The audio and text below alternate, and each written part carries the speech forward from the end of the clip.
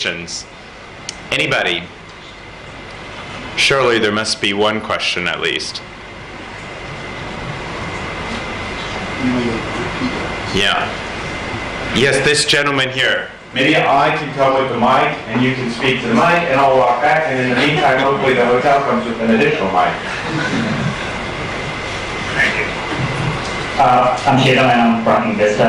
My question is to Mr. Danieli about when every country that you operate is trying to put a price on carbon, do you find it's always feasible to pass on that cost of carbon to your customers? I mean, a lot of countries or jurisdictions, they will high, the price of power is highly regulated or controlled by government. So, I mean, does it make your company more competitive or actually less competitive? Thanks.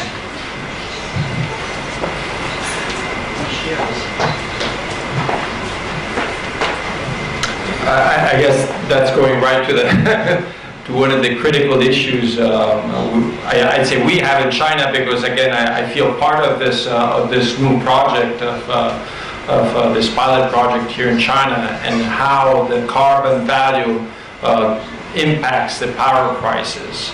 And I know it is an issue here because the prices, because of how you regulate the prices. And it is an issue also in many of the countries in which we operate. Not last also in Europe. In Europe we have a liberalized market. On parts of that market we're able to pass on the cost right to customers, depending on how we think it should be passed on. But other parts of the markets, especially in the residential sector, are tightly regulated. So how much of that cost we pass on to the customers is agreed with regulators. So in Europe, there are significant parts of the markets who are still regulated, and so it is a negotiation with the regulatory authority on what is the fair value to pass on to the customers. There are instances, such in Spain, and I was talking last night at the dinner with some of your colleagues, where we are witnessing costs, not from CO2 but from renewables. We're obliged to pay renewables with incentives, but then the government tells us you cannot pass the cost on to the customers because of the economic recession, and they're trying to keep prices low. And so the scheme that they devised there is they record this extra cost on a separate book. It's called a trade deficit, and unfortunately that deficit has been accumulating, and so I think it's a solution that is probably not to be repeated. And now the government is actually paying back that debt, that red tariff deficit. So the difference between the cost that we sustain as an operator and the remuneration that we get from the tariffs, that difference is being actually put out on the market and is being financed through the market as a credit in the future. There are other places in Russia where the prices are tightly regulated, and so as an operator we try to accommodate it within the margins, but it is difficult.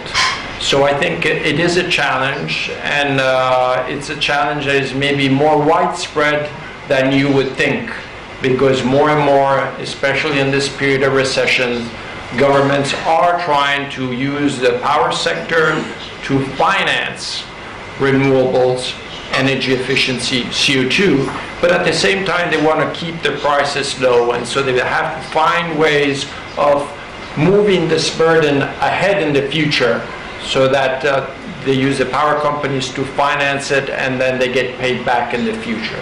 But it is tricky. So my answer is yes, there are other experiences, and we are looking at them in detail, and we'd be very happy to share this experience also in order to make the Chinese ETS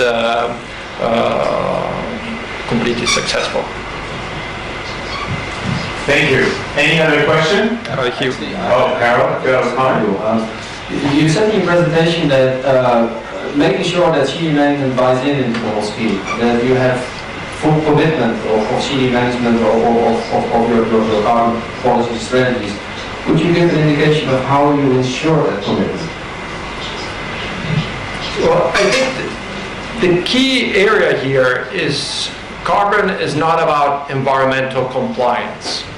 It's more than environmental compliance. It's done for environmental reasons, but it's business, it's energy. It's touching where the real money is moving and the volumes are moving. So our strategy internal, and as an example, I also think within Europe, the ETS really picked up visibility the minute that the DG energy people, the people in Brussels who work on energy, realized that it was affecting the energy strategy of Europe, and they moved in and made sure that this was robust. Within a company, I think it's important then to make sure that it does not stay in the environmental management unit, but it actually moves where the business is being performed. And so you need to quantify the value at stake, you need to project the values of these opportunities in your currency, in dollars, in euros, that are there to be reaped. And in the case of CDM, we did see this value and we presented it to the directors and showed the potential spread between allowances and credits. And that was a very convincing way of showing them that there was business value there. It was not about compliance, it was about business opportunities. And the same we're doing with renewables and energy efficiency, which is easier because it's about energy. But with CO2, I think the key thing is really to transform it into economic values so that high up in the management of the company there's a buy-in not only to save the environment, but also to make a good economic bottom line. Thank you. Any other questions? Anybody? Well, if not, then I think in order to make up the time that we lost with the microphone issue, we will go on to the next presentations. Thank you both, Harold and Daniele, for your time and presentation.